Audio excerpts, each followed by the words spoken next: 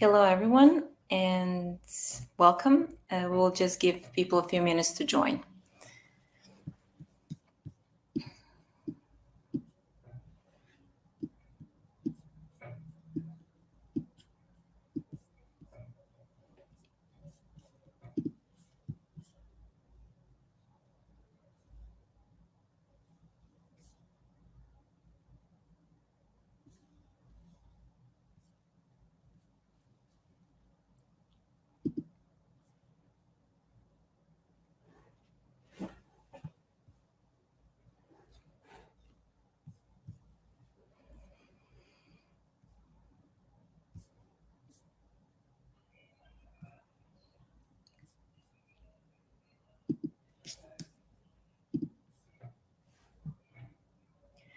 So hello, everyone. Good morning or good afternoon, depending on where you are. Welcome to Win the Digital Advertising Game with AI, a webinar on how B2C brands are scaling visibility and impact instantly, hosted by Listening 24/7. My name is Ivana Vujacic. I'm based in Belgrade, Serbia, and I'm a member of Listening 24/7 customer success team. So once again, warm welcome to everyone who has joined us. We have executives from agencies from all over the world with us today. We're very grateful to have you with us, and we hope that this webinar will be insightful and a worthwhile investment of your valuable time. I'm soon going to be introducing our speakers, but just a quick info before that. At the end, we'll have about 10 minutes to answer any questions that you have. As we go along, please feel...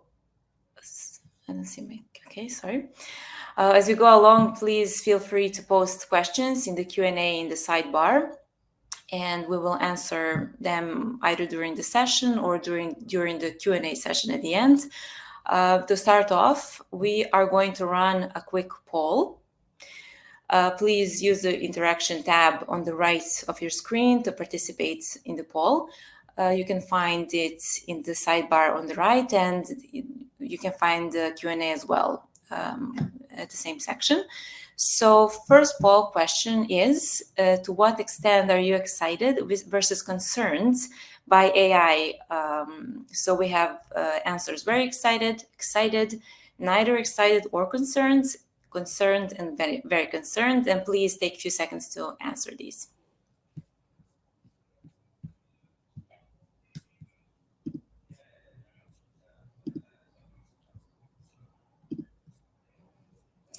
Great, thank you so much. Now I'm finally going to introduce our guests, our speakers, which is the best part of the webinar. So first, I'm going to introduce Carlos Ramos. Carlos, hi, and thank you for joining us today. Thanks, Ivana. I'm glad to be here. Thank you. Carlos is growth marketer and tech entrepreneur with a passion for building and scaling businesses in the digital space. He started his career in digital marketing in the early 2000s, and since then, he helped drive growth for global brands like Apple, ASOS, and Expedia. Today, he leads marketing at Facto as their CMO. So thank you, Carlos, one more time. Thank you. Very nice. Thank you. Now I'm going to introduce our host, Michalis Michael. Hi, Michalis. Can you join us? Hello. Hi, everyone. Hi. So Michalis is the founder and CEO of Listening 24/7, formerly known as Digital AMR or DMR. Michalis is an aerospace engineer by education. He chose instead to spend his years in market research, consulting, and data analytics. Thank you, Michalis. Thank you, Carlos. I'm going to hand it over to Michalis to take it from here. Wonderful. Thank you very much, Ivana, and great to have you with us, Carlos. I will share a couple of slides before we start our conversation. Give me 1 second.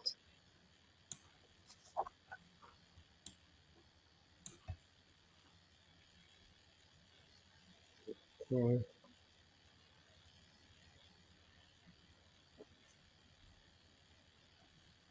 Here we go. So, well, thanks everybody for joining us live, and thanks to you, those of you who are watching the recording. There will be quite a few, I believe. The benefit of being in a live webinar is that you can participate in the conversation with us. So hopefully my discussion today with Carlos will motivate you to engage with us. We want to have a very authentic talk as two senior executives of companies in adjacent spaces. And you can ask questions or make comments, as Ivana said, using the Q&A button on the upper right corner of your screen. And I do mean it when I say authentic conversation. The goal is to really connect with you and not to appear smart by using long, complicated words. Our audience today is not just agencies, it's a mix of brands, agencies, and even investors in this space. So hopefully you will all feel that this is time well spent. Now let's see what you told us when registering for this meeting. When you were asked, there was a question, what are your priorities in relation to social media? And the most frequent answer was to drive conversions. The second was to increase engagement. And 3, to improve targeting, which is exactly what Facto is doing. So you're at the right place if you're asking these questions. There were 3 questions that you answered during registration. The second one was, what's the take-home value you expect from this? And here are some examples of what you said. Creating campaigns in seconds, not weeks. Understanding how AI will play a part, how AI will play a part and on mass ad creation scaling. And 3, learn more about AI, social media ad creation, and insights from social media. And finally, you asked a few questions, and we will see if we may answer these questions during our conversation with Carlos. But if not, Ivana will make sure she transfers those questions to the last 10 minutes when we will be answering your questions. So the questions are, how do you grow a community of followers? How to drive influencer marketing with limited budget? How do you strike the right balance between AI automation and maintaining a human touch? And how to create campaigns with an impact. All right, so without further ado, let's jump right into the conversation. Actually, I do need to share about the poll, which I think most of you were excited, very excited, and there was only one who was concerned about the AI. So I'll stop sharing my screen. Okay, I have. So Carlos, tell us, what does Facto do? Well, Facto is an audience discovery and activation platform. I think that's the most simplified way to describe it. Essentially, we've built a platform that aggregates multiple data sources. So we partner with multiple companies that are data providers. And we access their data through data clean rooms. So it's privacy compliant and respects users' privacy, which is very important to us. And then what we do is we've created some AI models that create buyer personas for any specific product or any specific brand, and then queries our data sources to create bespoke segments based on those buyer personas. So those segments can then be exported to any digital marketing platform mostly within the programmatic and the social media space. But there's other use cases like connected TV, outdoor, digital out of home. And yes, we truly believe that this is the way of how digital advertising will work in terms of targeting audiences Got in the it. future. So you said programmatic and social and other media. What's the breakdown of the contracts you get? Is it mostly programmatic? And if yes, can you say a little bit more about what that is? It is mostly programmatic, so we typically work with direct advertisers that are quite mature in terms of how they manage media in-house or through agencies. And essentially what we do is we create bespoke private marketplaces that they can import to their programmatic account, as in, whichever programmatic platform they use, Google What's the DV360. most popular one that That people would would be know? Google DV360. I think Google, there's a right? couple of others like, the Trade Desk, Media Math. They're increasing popularity, but Got it. people still use the Google Got it. stack, I guess. So, all But right. So, we also, like I said earlier, we can export to other platforms, and we're seeing social being, a trend that, normally users or advertisers that use this on programmatic are now experimenting with other platforms. with Meta, is Meta the Is main one, one, like Facebook and exactly. Instagram? Yeah. All right. So when you do this targeting, I mean, demographics is the obvious one, but with the availability of all those social media listening tools, including Listening 24/7, our tool, we can now also target people based on what they say. In other words, based on their interests. How do you discuss these two ways of creating target audiences, context versus demographics? That's a really good question, and I'm glad you asked, because it sort of gives me the opportunity to elaborate a bit on my previous answer as well. I think the simple answer is we value both, right? I think it's difficult to decouple the two in a way, right? At least that's how we see audience targeting working for our clients. In a way, I think what makes our platform unique is exactly that, right? So first, I think when we talk about audience targeting is a lot more than demographic targeting. I mean, sure, we use things like age, gender, etc., as a starting point to our buyer personas, right?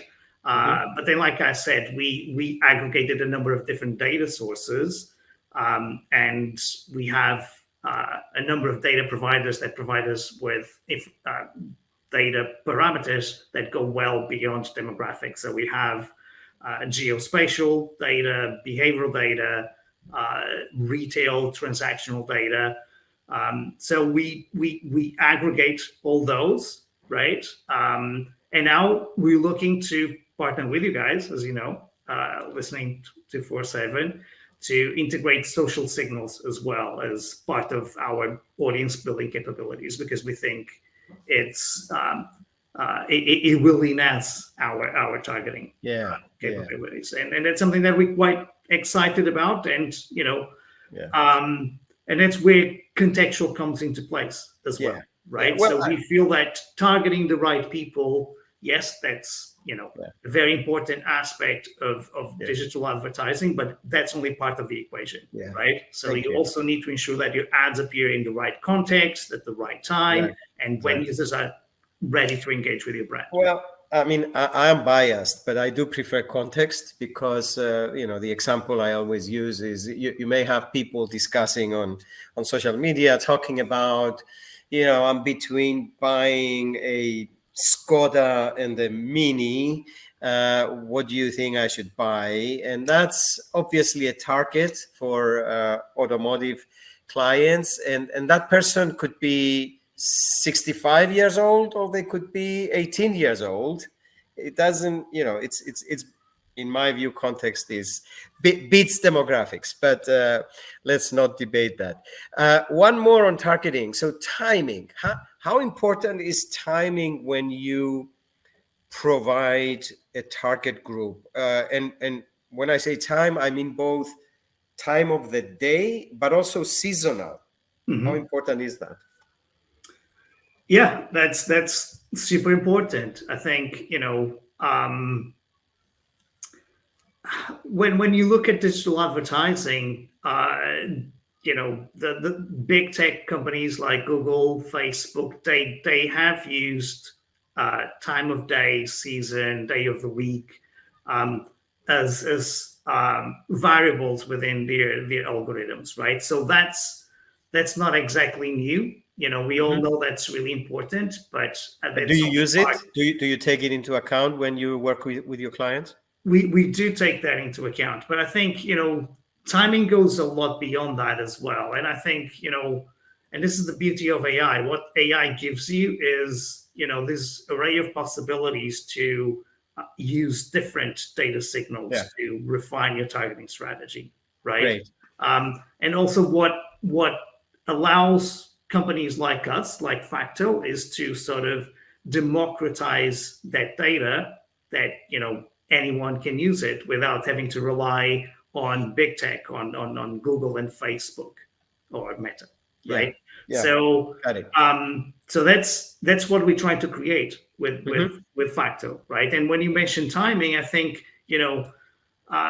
timing is perhaps the most underestimated variable when it comes to marketing and advertising in general, right? So back to my point earlier, when we're talking about contextual advertising, right? It's not just about identifying the right audiences, the timing that they're within the purchase cycle. So it's about making sure that timing and context in which users see your ads is right. Understood. Right? And that's how we combine buyer personas with contextual targeting. Right. And I'll give you a very simple example, like you mentioned, the automotive industry, right? We can target users that are earmarked to buy a new car. So we can use data like our geospatial intelligence to identify users that might be going to some car dealerships, or we could use transactional signals, for example. It's clear. To identify those, right? That's clear. But then if we serve them ads when they're at work, or when they're looking at football results, for example, that's not going to resonate with them, right? Okay, so Carlos, let's switch gears. I want to show to our audience a video clip of what the latest features of Listening 24/7 are in relation to automated targeting of conversations and content creation, and then you and I will talk about it. So it's a 2-minute video clip, everyone, and I will share it in a second. Okay.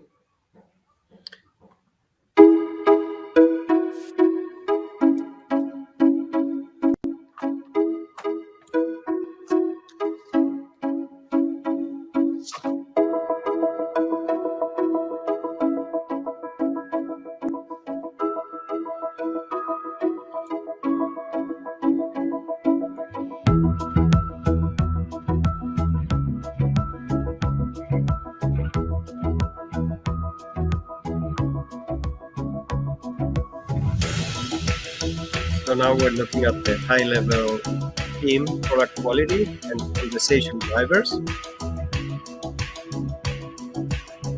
Generate posts. It will now create 10 copies of posts, just a copy. Next, behind the beans, like that one.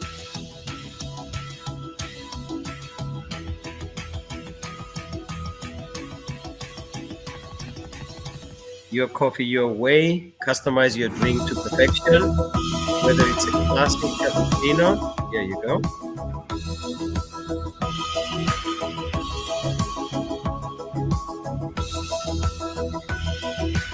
Now the user is asking the Da Vinci for listening 24/7 to improve the image.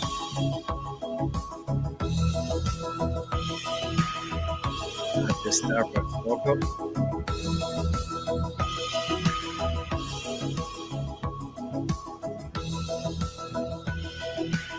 And now it is being posted, published on Facebook.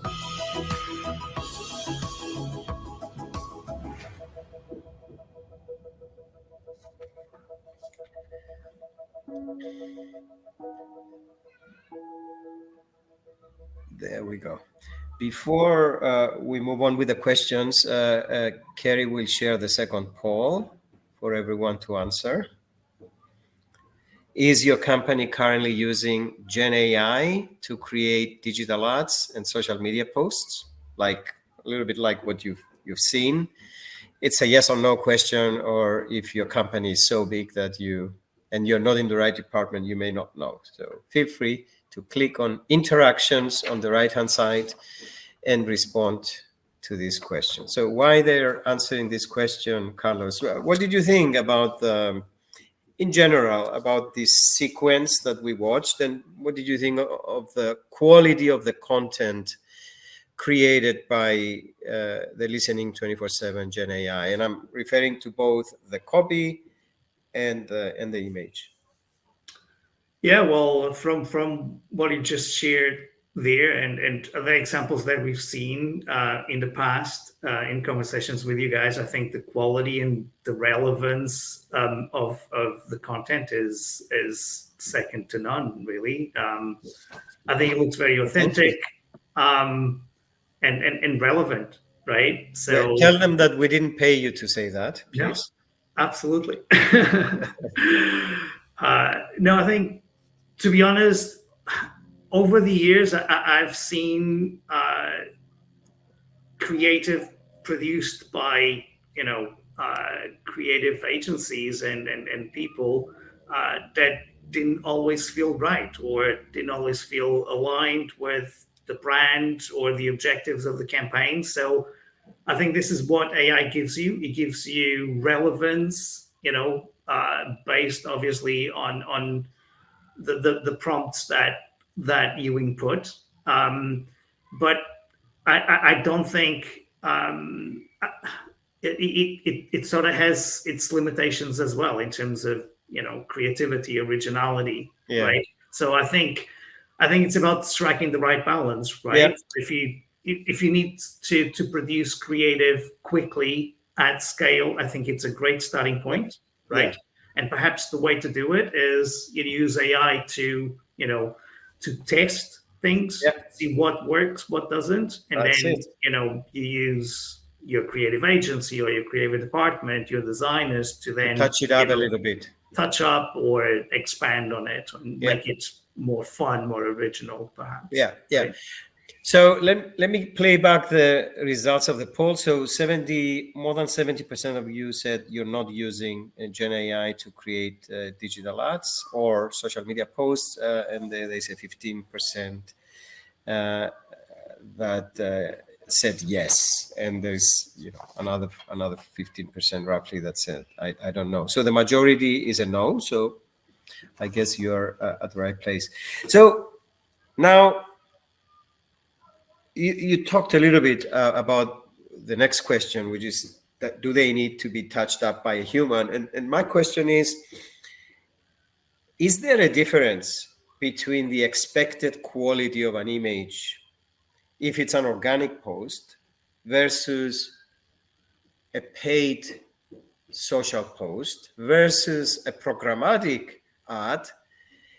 And also, to bring another dimension and make it even more difficult for you to answer, what if it's performance marketing? So the goal is to sell, or it's brand building. So how do you think that for different purposes and different platforms, the quality can be lesser or it should be better than other cases? That's a really good question. Well, for the first question, so let me answer the first question. Should you produce different creative, different content for each platform? Yes, absolutely. Mhm. Or should you produce different types of content for organic posts versus paid um, posts or paid advertising on social? Yes, So definitely. what's I, the what I are the think organic posts for, and what are the paid social ads for? so. I think you do organic posts to engage with your audience, right? So your tone needs to be very conversational, right? Whereas advertising should always have a commercial intent to it. That's how I see it, right? So you should be clear what you're offering, what your product is, what your value proposition is, and you should always try to get people to take action, whatever it might be. Right? You might not, if you're reaching out to customers in a very initial stage within their buying cycle, you don't need to be super commercial or super direct, right? So you might need to do that brand building. Um, but yes, I think they serve, people consume the different types of listings or content in different ways and with a Yeah. different mindset, right? So I Okay. think, yes, you So should always try to tailor it So in that. the video clip that we've just seen, we saw a human clicking, making some choices, right? I want ads from my brand. This is my competitor.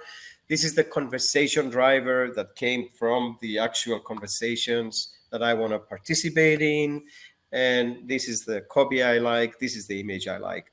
Do you envision a time in the near future whereby a client will trust listening 24/7, for example, to do everything automatically? Well, of course, after describing the brand tone and after providing some product images and so on, so that listening 24/7 knows how the Starbucks logo looks like. But after that, do you foresee a case when humans will trust the Gen AI to produce the post and place it where the conversation is happening without needing to check on it? That's a very good question again. All of my questions are very good. Yes. I mean, can I foresee a fully automated process for it? Yes, I can. And we're not far from it. I Mm. mean, I'm sure there are companies that are already automating that process, right? So yes, it's possible. Um, is it always going to be completely automated or uh, without human intervention? No, I don't think so. Right? I Yeah, think back to my previous point. I think you need the human touch for originality, yeah, for creativity. These. I mean, AI by definition are trained models, right? yeah, So they replicate things that have happened before, right? So if you want your campaign to be unique, right, or to position your brand um, with a unique value proposition, by definition, I think you will always need to seek for that originality, yeah, right? yeah, So, and yeah. this is why I think you always need brand managers. You always need great creative people to. The brand managers will love you for saying that, but I'm not sure if you're right. To be honest with you, the AI world is changing so quickly that personally I can foresee a case, the a case in the in the next 3 to 6 months, whereby after a couple of months, a brand is seeing the results and they are approving it to go.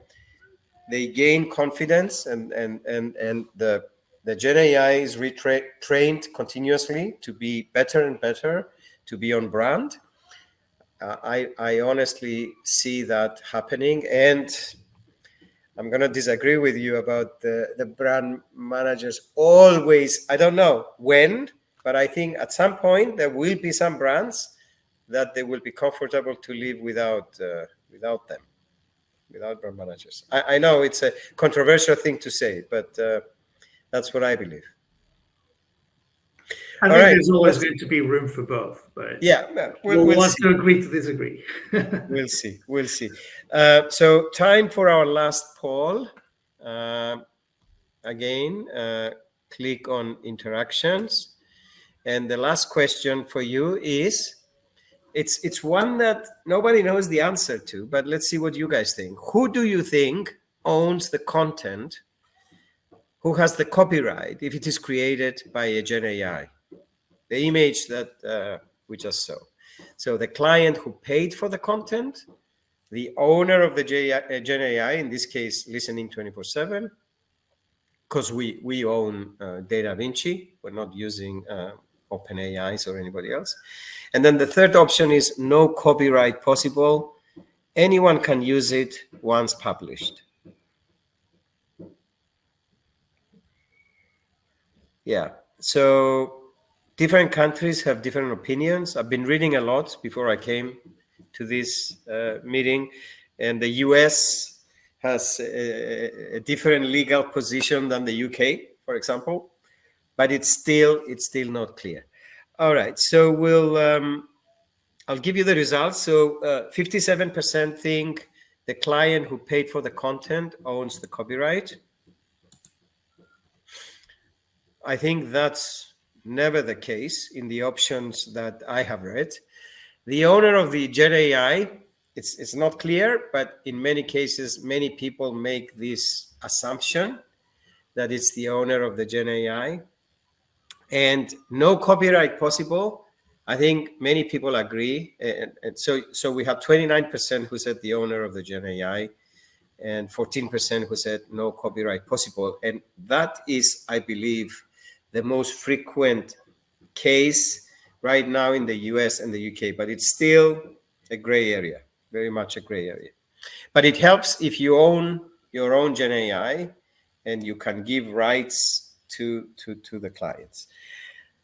Thank you for that. All right, and final question for you, Carlos.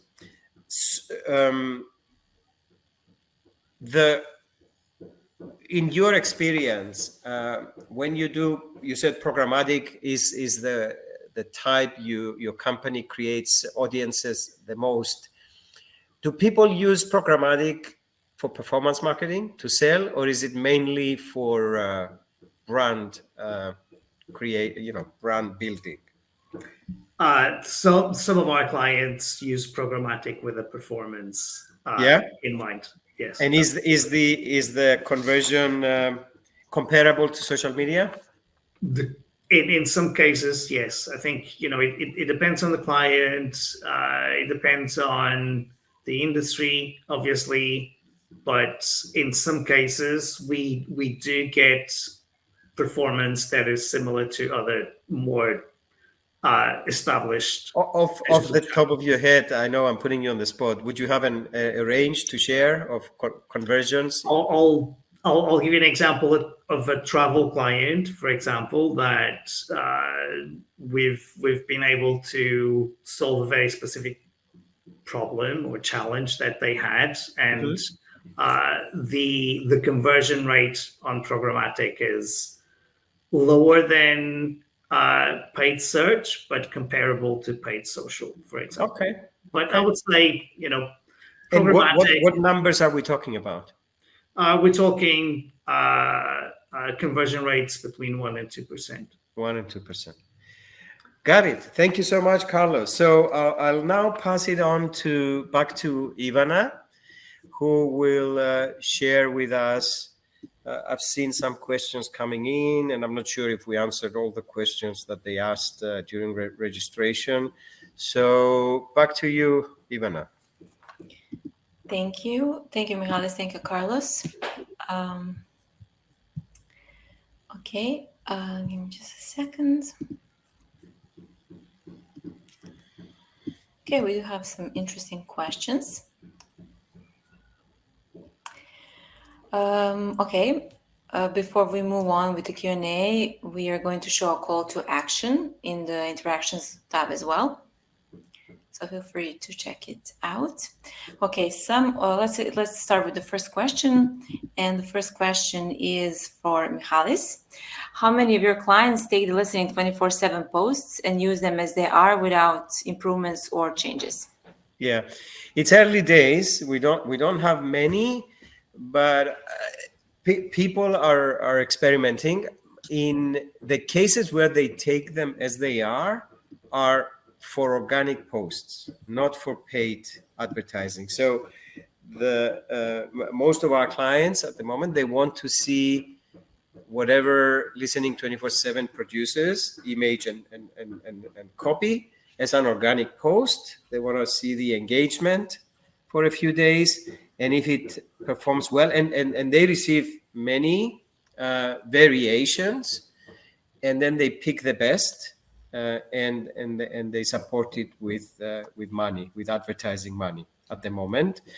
But we are hearing by having conversations with clients that smaller brands, like imagine a small restaurant chain in a couple of cities in a country, they will be more open to use the image and the copy that listening 24/7 produces without touching it, compared to a company or a brand like Louis Vuitton or Dior or Gucci. They will be more into pixel perfect and all that. Great, thank you. I think, Carlos, you can answer this one. I think you kind of answered it already, but maybe you can just repeat one more time. Do you think AI is replacing marketers? I don't think it's replacing. It's making marketers' job a lot easier, right? It's enhancing capabilities for marketeers, right? And it's providing them with the tools. Like we provide those tools in the targeting space, but or targeting for digital advertising. But there's a number of other use cases, right, where AI is simplifying marketers' job and making them more valuable, I would say. May I add something to that? Yes, please. I find that if we talk to small brands who do not have big teams working in marketing, like 2 or 3 people, they are all over what you have just seen in the video clip. If we're talking to a large enterprise that has 4 big teams, one for insights, one for brand management and strategy, one for content creation, and another for publishing, they will all push back and they will say, no, that's not good enough. That's so there is an inherent apprehension that I might lose my job to this. So yeah, I think the path of least resistance for this approach to fly is where there are no teams that can feel endangered. Okay, thank you. How can you help a team shift from manual to automated post AD generation? Ad generation? Whoever wants to answer. I think if I may take this first, I think the argument there is that technology like this will help you be way more efficient. So if today you take a few weeks to develop 30 ads or 10 ads, with a technology like this, you can develop 100 ads in a day or minutes even, right? You just press a button and you enter a number, and then you see all these variations. And so you can use it as a co-creation tool. You get lots of variations, and you choose the best. And so it's helpful to make you more efficient as a team, but also it gives you scale. So if a business was able to communicate with 10 visuals a month. Now they can do 100 if they want to, and place them in different conversations. Carlos, what do you think? I don't have much to add to that. Absolutely. I think it's a great starting point, right? It gives you scale. It gives you speed of execution. So I would seriously encourage marketeers to use it. And then, I also think that there's a place, you might want to use your creative services for something that is more unique, like the brand campaign with a specific objective in mind, for example, right? But, I think there's there's no barriers to start using automated ways of producing creative, and I think it can be very effective for sure. Thank you. Here's one really interesting question. Do you think that using generative AI images in ads might come across as less trustworthy or authentic compared to non-AI images? Well, if you can tell the difference, yes, maybe. I mean, each one of us will have a subjective view on that. But if you cannot tell the difference, then is that even a question? I mean, how would the consumer know? Yeah, and I would go even beyond that. I think you can use it, and you can use Gen AI to produce creative and display it as having been created by Gen AI. I don't think I don't think you need to be apologetic for it, right? If the creative does what you intended to do, right? I think it's there to be used, and I think consumers, yes, they can see the difference where something was created by AI or something was creative, more in a traditional way, and there's room for both. It's the same that's happening in the film industry, for example, right? There's a lot of new innovative techniques that are being used, and people, I went to see this film recently that is Flow. I don't know if you guys have seen it. It's an animated film that uses AI. Yeah, it's a brilliant film. It's AI generated, and I don't think their producers or directors are thinking, oh, sorry, was AI, right? They've been completely transparent about and it. not apologetic about it. Yeah. Yes, exactly. Yeah. And Ivana, it's a brilliant piece of work. Sorry, Ivana or Kerry, are we sharing the call to action? Yes, we are. No worries. Okay. Fantastic. And one last question: can the content produced by AI be used for blogging? Say that again.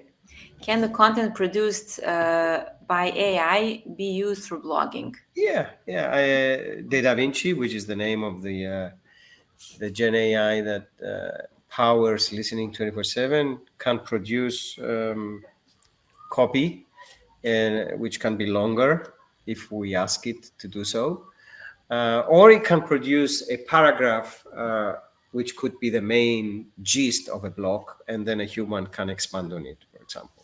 So yeah, the answer is yes. It's way easier to produce copy than it is to produce images or video, for that matter.